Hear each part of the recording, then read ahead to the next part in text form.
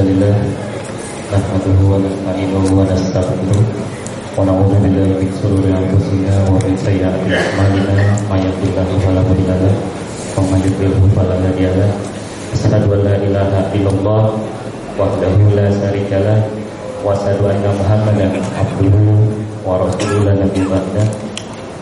Segala puji bagi Allah Subhanahu wa taala sebagai satu-satunya yang layak dan patut kita sembah, yang telah memberikan kita banyak nikmat, nikmat iman, nikmat Islam, nikmat kesehatan, nikmat memampukan kita untuk bisa hadir di majelis-majelis ilmu seperti ini.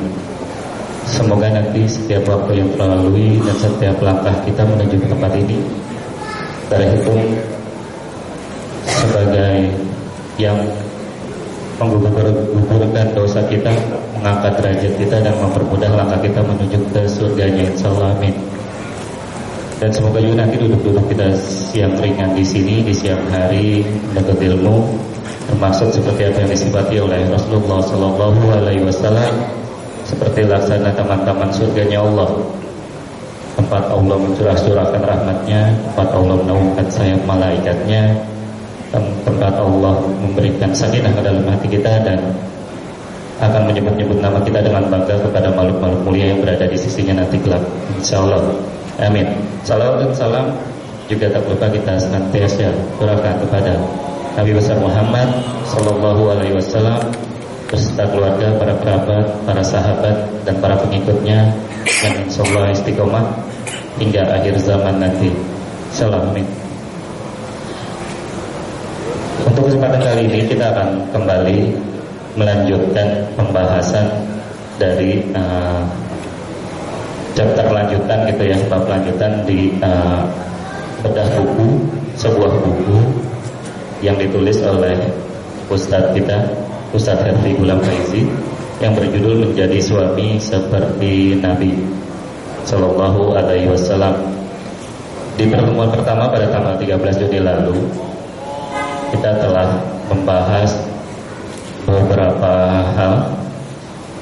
Yang pertama ada profil buku, kita udah bahas Ustaz. Terus juga profil Ustaz juga kita sudah sampaikan. Kemudian juga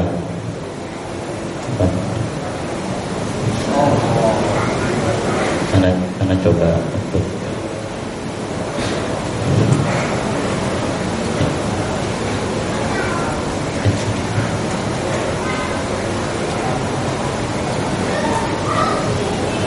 jadi sekarang kembali Ustaz, saatnya kita belajar cinta lagi Ustaz. Belajar cinta. Yang pertama tanggal 13 Juni kemarin, alhamdulillah responnya luar biasa. Karena di dalam bedah buku ini kita juga menyediakan bukunya, Forum Dakwah ada bukunya. Jika ada minat bisa menghubungi kami secara langsung pada saat bedah buku ini berlangsung. Di pertemuan pertama kita udah bahas profil buku, ada profil Ustadz, juga Ustadz memberikan keterangan apa yang mendasari Ustadz untuk bisa menulis buku sedemikian gitu, Ustadz ya. Yang pertama Ustadz bilang bahwa konsep berharga yang termaktub dalam surah Al-Furqan 74 atau 73 saja, itu tentang doa permohonan kita akan hadirnya pasangan yang menyejukkan hati, yang menyenangkan hati gitu ya. Dan untuk itu kita harus memang belajar jadi seorang yang menyenangkan hati pasangan kita. Dan Rasulullah Shallallahu Alaihi Wasallam dalam hal ini adalah figur yang pas menjadi uswatun hasanah gitu ya Ustaz. Alasan yang kedua yaitu tentang keprihatinan kondisi sekarang yang menurut data yang Ustaz dapatkan cukup mencengangkan Ustaz ya. Dari Kementerian Dalam Negeri dalam 1 tahun ada 40 kasus perceraian dalam 1 jamnya, dan 97% terjadi bukan karena faktor ekonomi, bukan karena faktor lainnya gitu ya, atau orang ketiga lah, tapi justru malah faktor keharmonisan. Bagaimana pasangan di dalam pasangan itu satu sama lain tidak bisa membentuk keharmonisan gitu, jadi terjadi perceraian. Pekan lalu kita sudah bahas 3 dari 9 total bab yang ada di buku ini. Terakhir kita membahas tentang 3 bab. Yang pertama adalah bagaimana Rasulullah merawat istri-istrinya. Kita sudah bahas, juga ada 11 istri Rasul secara total yang singgah di kehidupan beliau Shallallahu Alaihi Wasallam. Kemudian juga di bab kedua kita sudah membahas tentang Rasulullah sebagai suami yang lemah lembut, dan di bab ketiga ada seni perilaku cinta Rasulullah Shallallahu Alaihi Wasallam sebagai suami di rumah tangga. Terakhir pembahasan kita, Ustaz, itu adalah tentang bagaimana kewajiban berhias juga terkena pada suami, bukan cuma terhadap istri. Jadi faktor berhiasnya suami salah satunya adalah salah satu faktor penentu keharmonisan keluarga. Bahasan lainnya di bab ketiga adalah mungkin tidak kita bahas karena tentang bagaimana Rasulullah Shallallahu Alaihi Wasallam yang juga pandai mencumbu istrinya, ada di buku Ustaz. Cuma mungkin kita skip Ustaz, biar para jamaah penasaran juga untuk bisa melihat bukunya langsung gitu secara detail, dan sedang berpuasa juga kita Ustaz, jadi jangan dalam ke arah sana. Yang ke bab keempat Ustaz kita akan masuk, yaitu sebagai suami Rasulullah adalah sahabat yang terbaik, gitu Ustaz. Jadi sebelum saya banyak menyampaikan, ada baiknya Ustaz menjelaskan dulu tentang keterangan keempat ini. Nanti mungkin kita bisa ada interaksi. Kepada Ustaz. Baik. Bismillahirrahmanirrahim. Assalamualaikum warahmatullahi wabarakatuh. Alhamdulillah, wassalatu wassalamu ala Rasulillah wa ala alihi washabbihi wa mawalah. La haula wala quwwata illa billah. Amma ba'du. Saudara sekalian yang dimuliakan Allah Subhanahu wa taala, kita lanjutkan perjalanan kita bersama dengan rumah tangga Nabi Sallallahu Alaihi Wasallam. Dan hari ini kita akan bahas tentang Rasulullah Sallallahu Alaihi Wasallam sebagai sahabat terbaik bagi istri-istrinya. Ya. Namanya sahabat yang juga selalu hadir secara fisik, menemani, menghibur, membersamai dalam setiap keadaan, ya. Dan kehadiran Rasulullah di sisi istrinya bukan hanya sebatas kehadiran fisik, sedangkan akalnya entah pergi kemana, akhirnya. Tapi kehadiran Rasulullah menjadi sahabat bagi pasangannya adalah betul-betul kehadiran yang hadir utuh semuanya, perhatiannya dan lain sebagainya. Maka Aisyah menyampaikan bahwa Nabi itu setiap kali masuk kamar maka beliau tertawa dan tersenyum, seolah tidak memiliki beban. Jadi semua beban-beban yang mustahil, Nabi tidak punya beban karena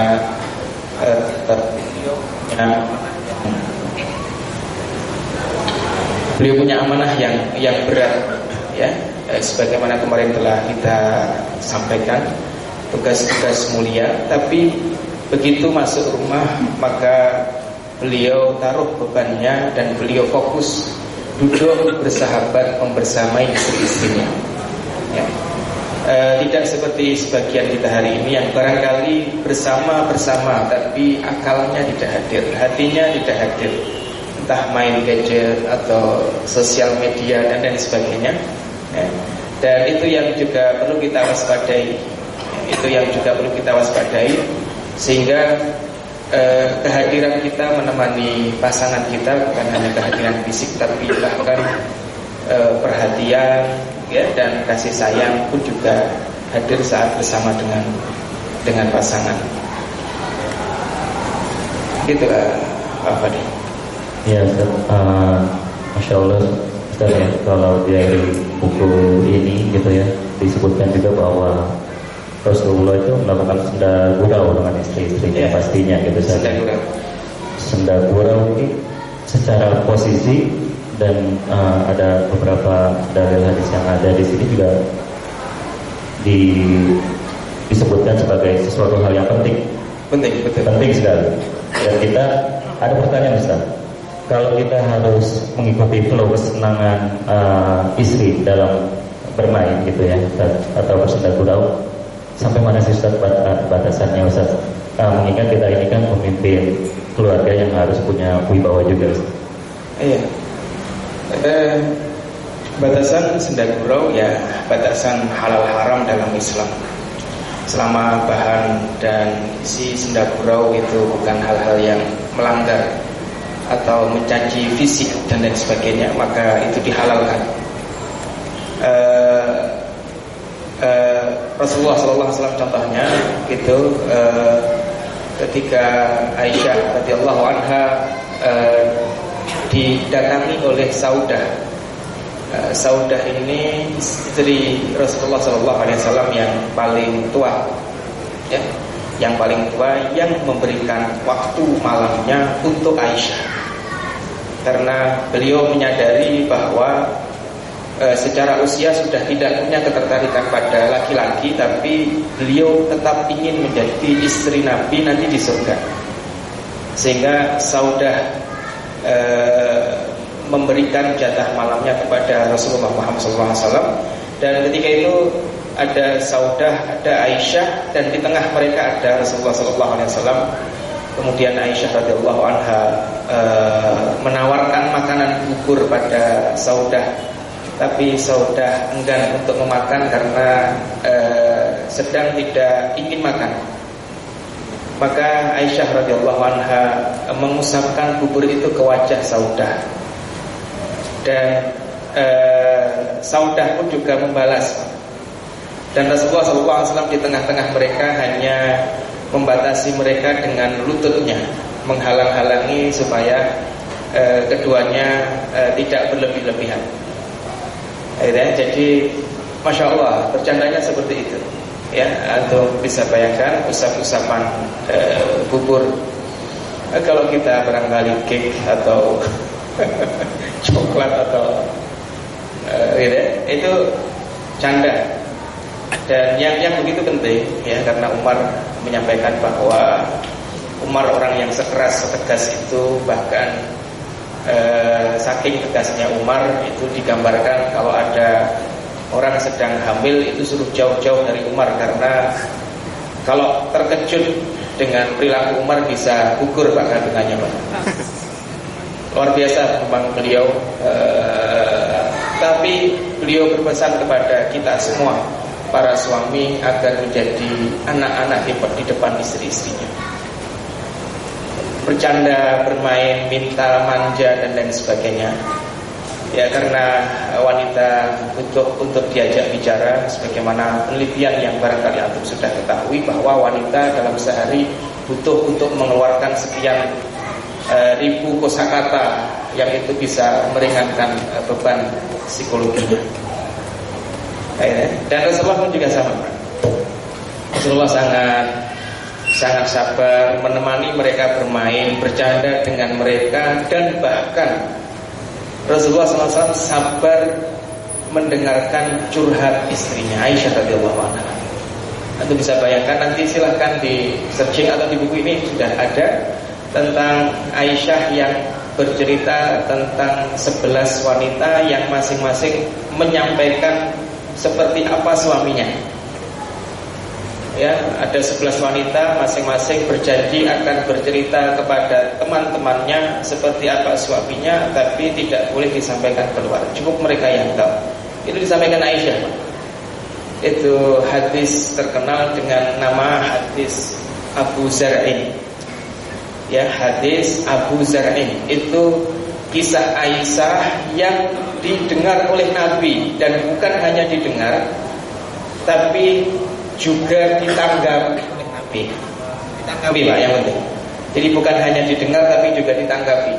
Karena Aisyah cerita, ya, 11 wanita itu masing-masing cerita. Wanita pertama mengatakan, suamiku adalah daging unta yang kurus yang ada di atas puncak gunung yang tanahnya lumpur, yang tidak mudah untuk didaki, dan dagingnya juga tidak gemuk untuk diambil. Atau bisa, ini 11 wanita, 11-11-nya ahli sastra. Suruh menggambarkan suaminya. Wanita pertama bilang, suamiku itu seperti daging kecil di atas gunung yang tinggi, jalan untuk ke sana sulit. Betul ya. Jadi sudah tidak menarik, dan tidak memberikan kebaikan.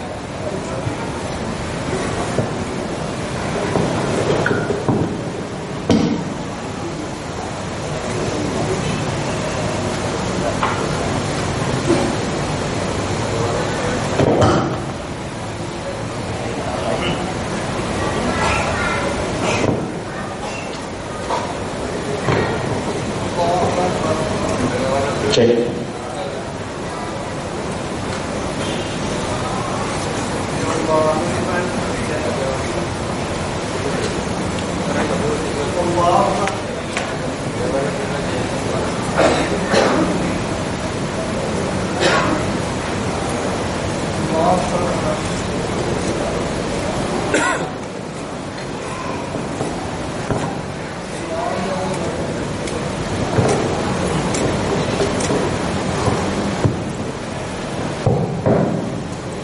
Jadi wanita pertama menyampaikan bahwa itu curhatnya Aisyah. Ya, curhatnya Aisyah. Wanita pertama mengatakan kalau suaminya seperti daging kecil di atas gunung. Jadi sudah tidak menarik, ingin ditemui juga sulit, Pak. Kemudian wanita kedua menyampaikan bahwa adapun aku tidak akan menceritakan suamiku. Karena kalau aku ceritakan, tidak ada sedikit pun urat-urat di perutnya yang akan aku sampaikan. Artinya ini wanita tidak mau menceritakan suaminya, tapi dengan kalimat itu, kalau aku ceritakan suamiku, maka aku akan menyebutkan urat-uratnya yang muncul di tubuh dan juga perutnya. Jadi artinya dia menyampaikan bahwa suaminya banyak aib. Dia menyampaikan suaminya banyak aib. Yang ketiga juga menyampaikan suamiku tinggi. Jika aku berucap maka aku akan dicerai, dan jika aku diam maka aku akan digantung. Akhirnya, jadi kalau protes dimarahi, kalau diam nggak diperhatikan. Itu istri ketiga mengatakan begitu. Sampai istri keempat, istri kelima, ini pembicaraan istri tentang suaminya yang menarik gitu. Dan setelah menyebutkan 10 wanita yang berkisah tentang suaminya, baru wanita yang itu tentang Abu Zar'in dan Ummu Zar'in. Gitu ya. Suami yang sangat setia memberikan perhatian yang lebih kepada Ummu Zar'in. Jadi Abu Zar'in itu suami yang istimewa bagi Ummu Zar'in, Pak. Semua dikasih. Kalungnya besar, gelarnya besar, gitu ya. Perhiasan diberikan, harta dikasih, dan lain sebagainya. Cuma suatu hari Abu Zar'in keluar melihat wanita yang lebih baik daripada Zar'in.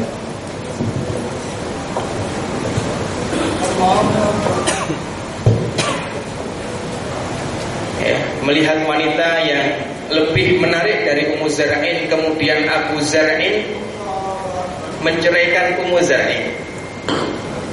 Ya, kemudian Ummu Zar'in menikah dengan laki-laki lain, tapi tidak bisa melupakan kebaikan Abu Zar'in, karena sempurnanya Abu Zar'in sebagai seorang suami. Ya. Dan begitu Aisyah selesai berkisah tentang 11 wanita ini, gitu, maka setelah lama bicara, Rasulullah tidak diam, Pak, tapi juga ditanggapi.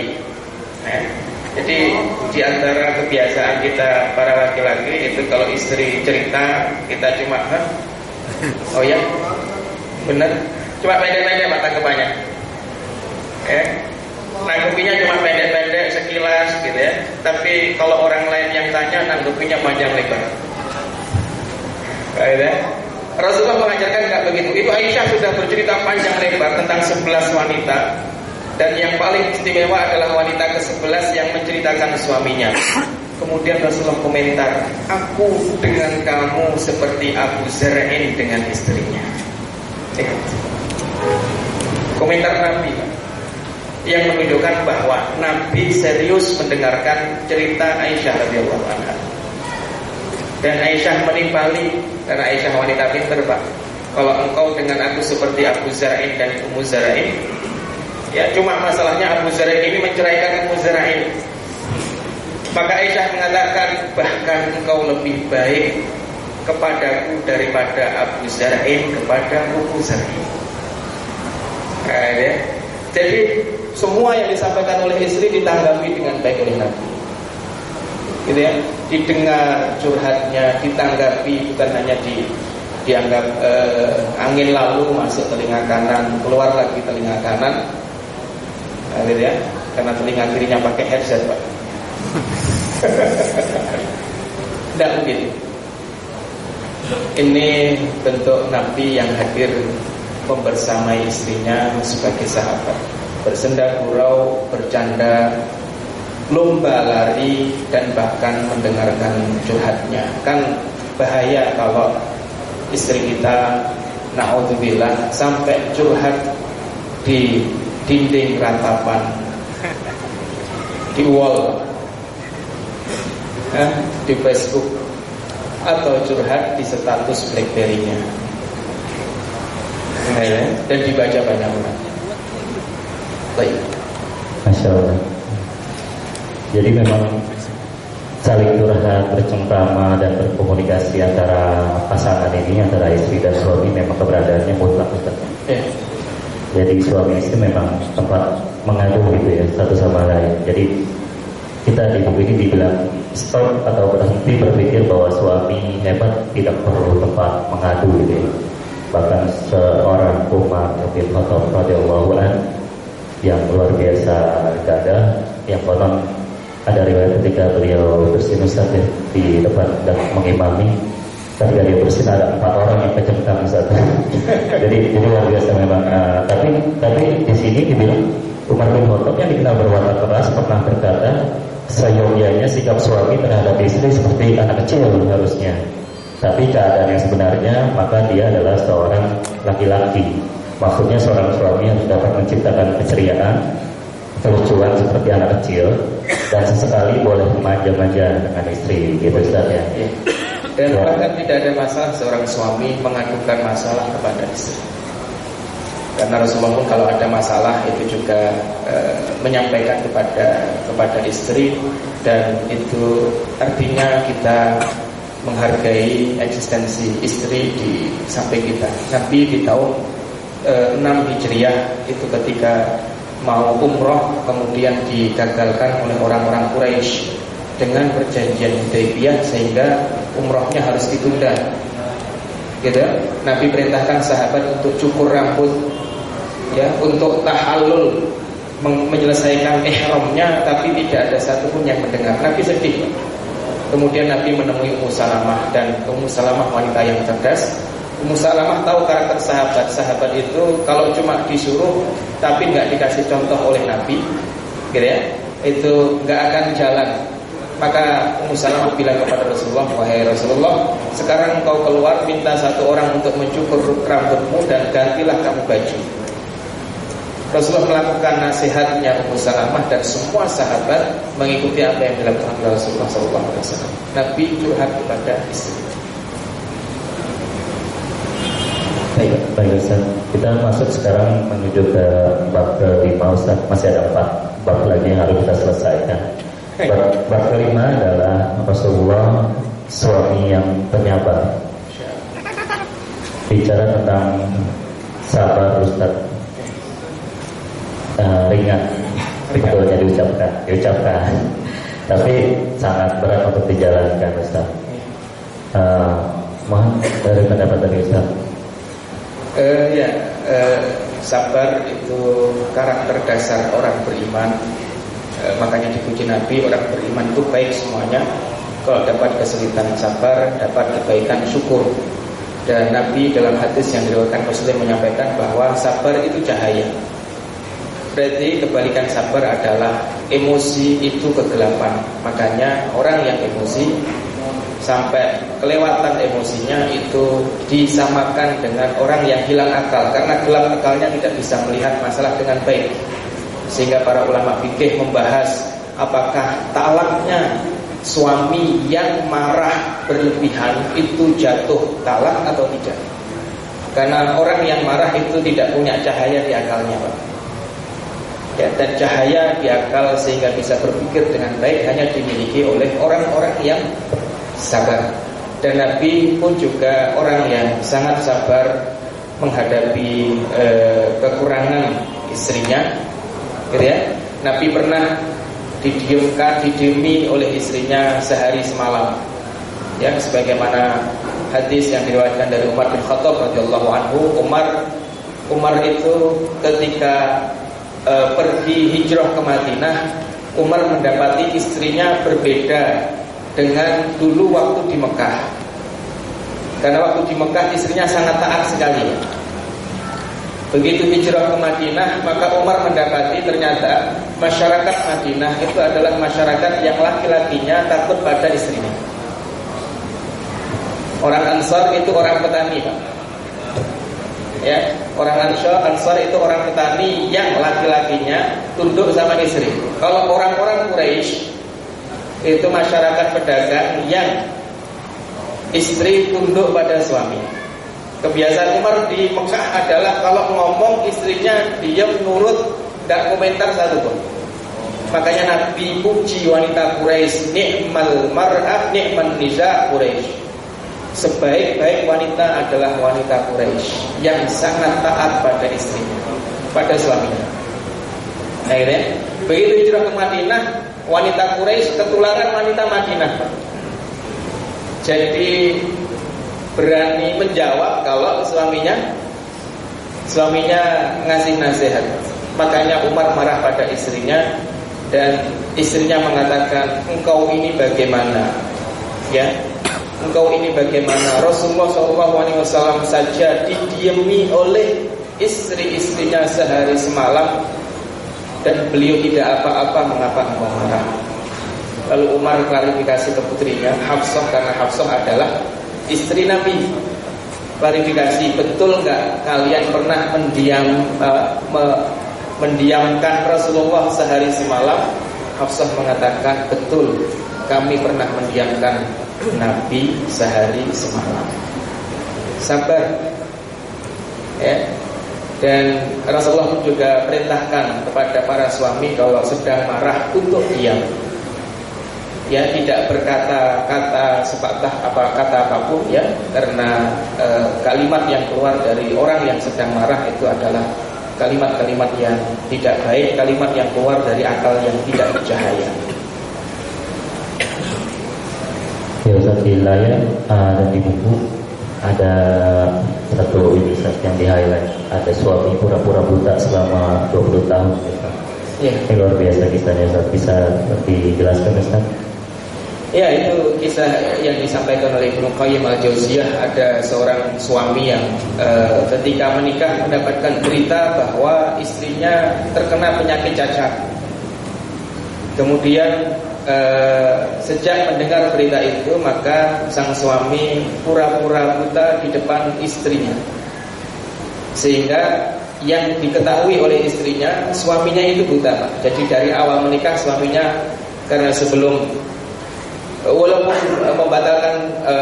membatalkan lamaran karena mengetahui ada cacat pada pasangan boleh, tapi itu tidak dilakukan oleh laki-laki ini.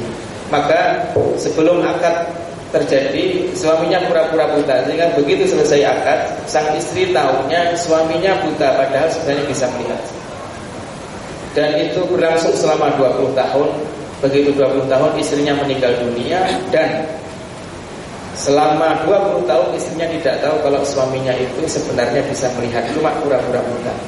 Alasan suami pura-pura buta sebenarnya sederhana, cuma dia tidak ingin melihat aib yang ada pada istrinya. Dia ghadul basar akan kekurangan istrinya.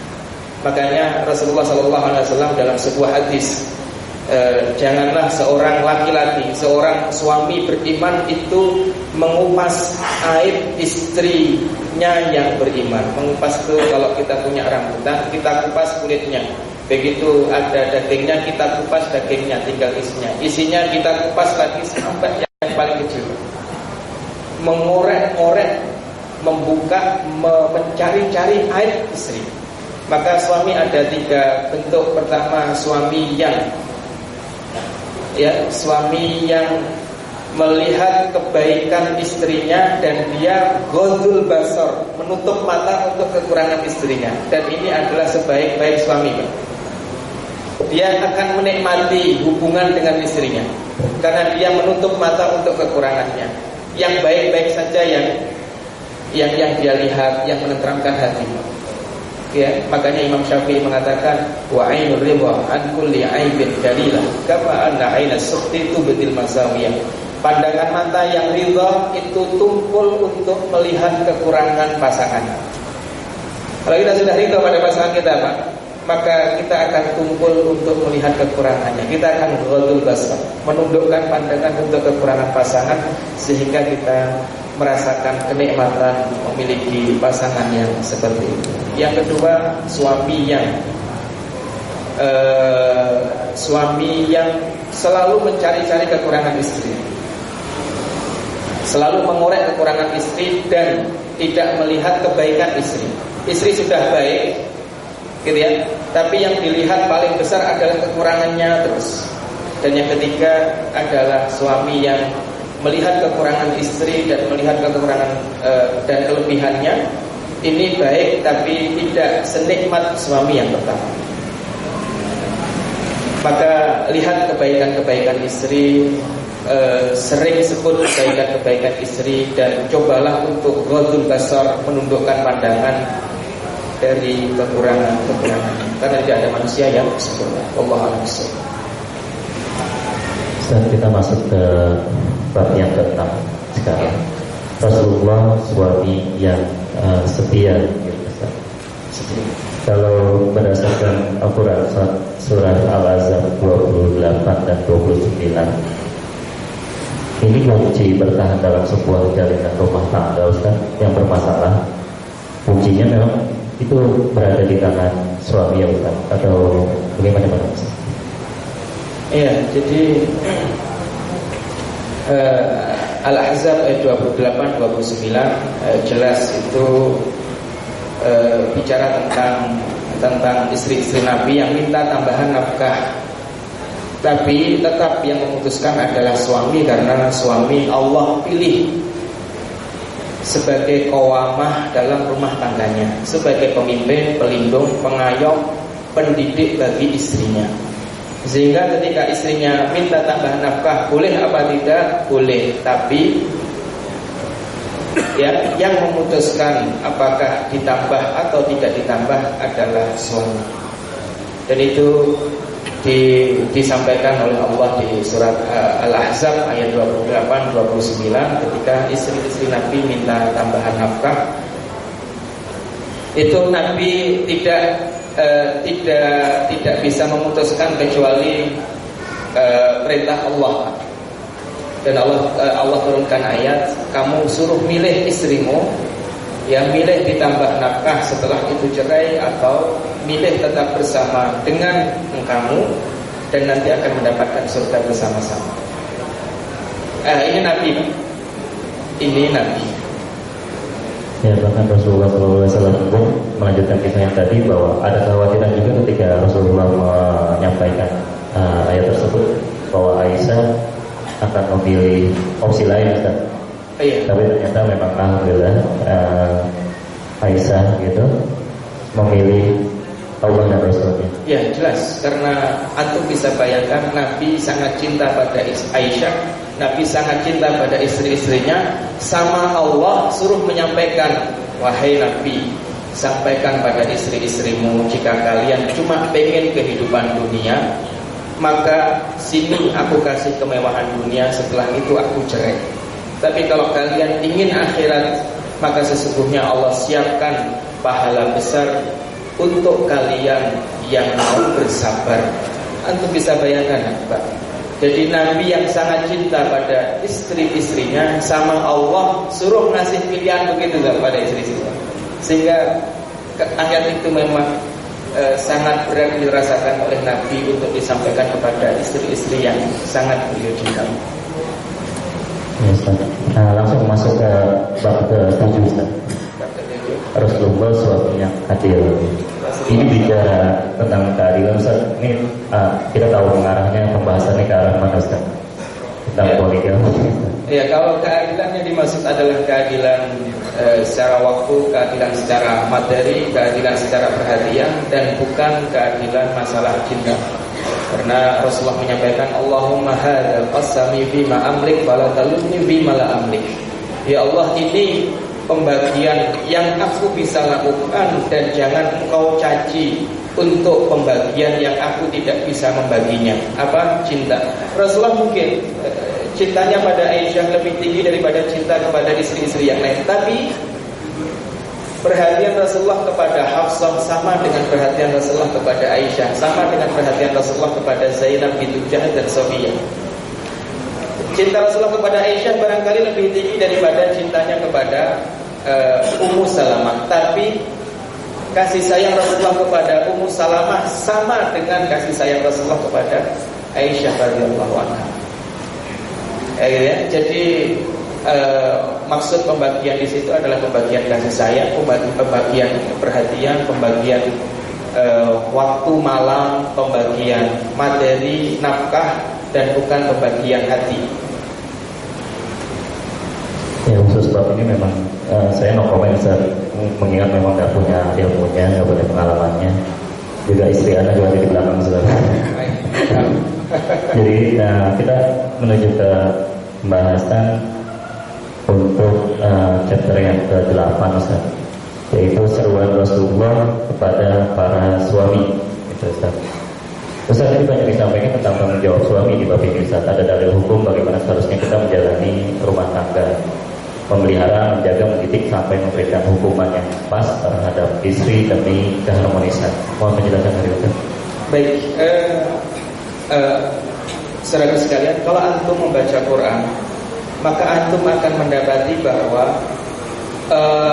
bahwa kalimat interaksi suami dengan istrinya selalu diikat oleh Allah dengan kata bil ma'ruf. Jadi dalam Quran, hubungan suami kepada istri itu selalu diikuti dengan kata bil ma'ruf. Itu artinya bahwa hubungan suami dengan istrinya itu harus dilakukan dengan cara yang ma'ruf, dengan cara yang baik. Dan Nabi SAW menyampaikan bahwa sebaik-baik kalian adalah orang yang paling baik kepada keluarganya. Nabi juga menyampaikan pada kita, tidak ada yang memuliakan wanita kecuali laki-laki mulia, dan tidak ada yang menghina wanita kecuali laki-laki yang hina. Maka kita mulia itu barometernya sederhana kalau kita memuliakan pasangan kita. Kita itu laki-laki hina kalau kita membuat hina pasangan kita. Sederhana. Dan Rasulullah menyampaikan istausu bin nisa'i khairan, ya. Salinglah kalian berwasiat tentang kebaikan wanita. Jadi kalau Ahbadil ketemu dengan Didi contohnya, maka kalau berbicara tentang wanita itu harus berbicara tentang kebaikan-kebaikannya, bukan keburukan-keburukannya. Istausu, sebagaimana dalam surat Al-Asr kita diminta untuk watawasau bil haq, watawasau bis sabr. Artinya kalau kita ketemu, Al-Asr memerintahkan kita untuk berwasiat pada kebaikan dan kesabaran. Ditambah lagi hadis Nabi memerintahkan para laki-laki ketika ketemu untuk saling menasehati tentang kebaikan kepada istrinya. Allah, kita menuju ke bab yang terakhir, yaitu bab ke-9, insya Allah. Ini kasih sayang Rasulullah terhadap istri-istrinya. Namun sebelumnya, mengingat waktu sudah lebih dari pukul 1, diperkenankan untuk bisa bertahan jika memang ada yang berkesempatan. Dan kami mau informasikan bahwa buku menjadi suami seperti Nabi Shallallahu Alaihi Wasallam ini tersedia jika ingin sekarang menghubungi bisa ke depan dengan ahli Beli atau Didit. Ustaz, di bab ke-9 ini intinya kita sebagai suami memang harus mengerti istri, Ustaz ya, paham perasaannya gitu ya, tahu tabiatnya, sekaligus kelemahan-kelemahannya juga kita paham gitu, Ustaz. Betul. Jadi harus memperlakukan mereka seperti ratu, Ustaz bilang di buku. Betul. Dan memuliakannya. Bagaimana, Ustaz? Ya, jadi tentang kasih sayang Rasulullah pada istri-istrinya itu semua sisi diperhatikan oleh Nabi. Perhatian Nabi, kemudian bahkan cara memanggil istri, ya, cara memanggil istri, Nabi pilihkan nama-nama yang baik untuk istrinya, termasuk Aisyah radhiyallahu anha yang dipanggil Umairah, atau Aisyah radhiyallahu anha yang ketika semua istri Nabi yang lain itu punya gelar Ummu Fulan, Hindun punya nama Ummu Salamah. Masing-masing istri, karena semua istri Nabi dinikahi oleh Rasulullah dalam keadaan janda, punya anak dengan suami sebelumnya kecuali Aisyah. Dan dengan Rasulullah, Aisyah tidak memiliki keturunan, maka Aisyah merasa ada yang kurang ketika semua istri yang lain punya panggilan ibunya Fulan dan Aisyah tidak punya. Akhirnya makanya Rasulullah mengatakan kamu akan dipanggil dengan sebutan Ummu Abdillah. Abdillah itu anaknya Asma, Asma itu saudara perempuannya Aisyah. Jadi itu keponakannya Aisyah yang pertama.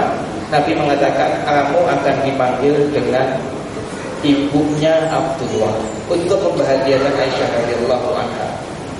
Ya, itu cara memanggil. Belum cara beliau berkasih sayang kepada istrinya, perhatian dan bahkan sangat peka terhadap perubahan tutur kata istrinya. Rasulullah tahu kapan Aisyah marah, kapan Aisyah tidak marah, hanya dari sumpah yang digunakan oleh Aisyah. Kalau Aisyah mengatakan demi Tuhannya Ibrahim, berarti Rasulullah paham Aisyah sedang marah pada dirinya. Kalau Aisyah mengatakan demi Tuhannya Muhammad dalam bersumpah, berarti Aisyah sedang suka kepada Rasulullah. Dan Rasulullah paham. Yang tidak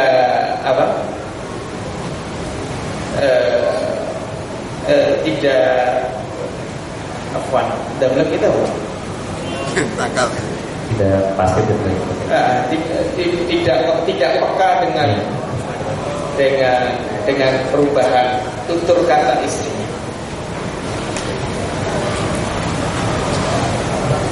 Ini chapter yang ke-9, Ustaz. Jadi mungkin setelah ini ada penutup dari Ustaz. Mungkin Anda coba bacakan di penghujung buku ini, Ustaz, bahwa suami yang sukses itu dari Syekh Abdul Malik. Jika kalian ingin menjadi suami yang sukses, maka lakukanlah setiap usaha terhadap istrimu dalam rangka menyenangkan Tuhanmu. Kemudian juga ada muliakanlah wanita.